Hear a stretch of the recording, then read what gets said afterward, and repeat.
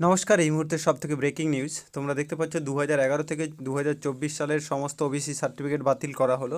অর্থাৎ আজকে কলকাতা হাইকোর্ট এই রায়ের মাধ্যমে যত ওবিসি সার্টিফিকেট রয়েছে সব ওবিসিকেই বাতিল করেছে। সব ওবিসি এখানে তোমরা দেখতে পাবে। নতুন তালিকা তৈরি করতে হবে, এটি বলেছে হাইকোর্ট। কলকাতা হাইকোর্টের বিচারপতি তপব্রত চক্রবর্তী এবং রাজাশেখর মান্তার ডিভিশন বেঞ্চ জানিয়েছেন, West Bengal backward class commission act 1993 অনুযায়ী ফের নতুন করে ওবিসিদের নতুন তালিকা তৈরি করতে হবে। তার রাজ্য বিধানসভায় পেশ করে সরকারকে চূড়ান্ত অনুমোদন নিতে হবে। আর ততদিন 2010 সালের পরে অর্থাৎ তৃণমূল জমানায় পাওয়া ওবিসি সার্টিফিকেট চাকরি প্রক্রিয়ায় ব্যবহার করা যাবে না বলে জানিয়েছে আদালত। অর্থাৎ বর্তমান আপকামিং যে চাকরিগুলো আসছে সেক্ষেত্রে কিন্তু আর ওবিসি সার্টিফিকেট কাজে লাগবে না, যতক্ষণ না নতুন করে ওবিসি তালিকা তৈরি হচ্ছে।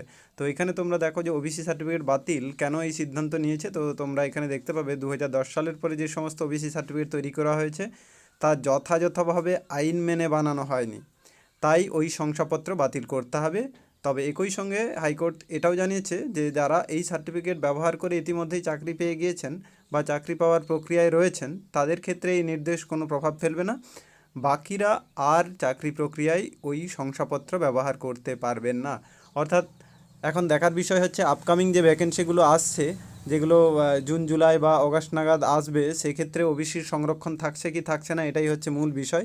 যদি না থাকে তাহলে পুরোটাই হচ্ছে জেনারেলে চলে যাবে ওই সিটটা পুরোটা।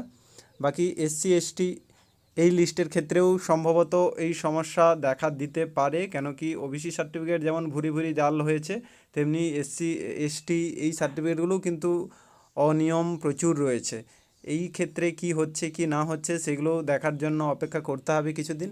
তো এই রায়কে তোমরা কে কী মনে করছো বা কিভাবে এই জিনিসটিকে তোমরা দেখছো অবশ্যই তোমরা জানিও। যারা নতুন চ্যানেলে ভিজিট করছো অতি অবশ্যই চ্যানেলটি সাবস্ক্রাইব করে নেবে। ধন্যবাদ।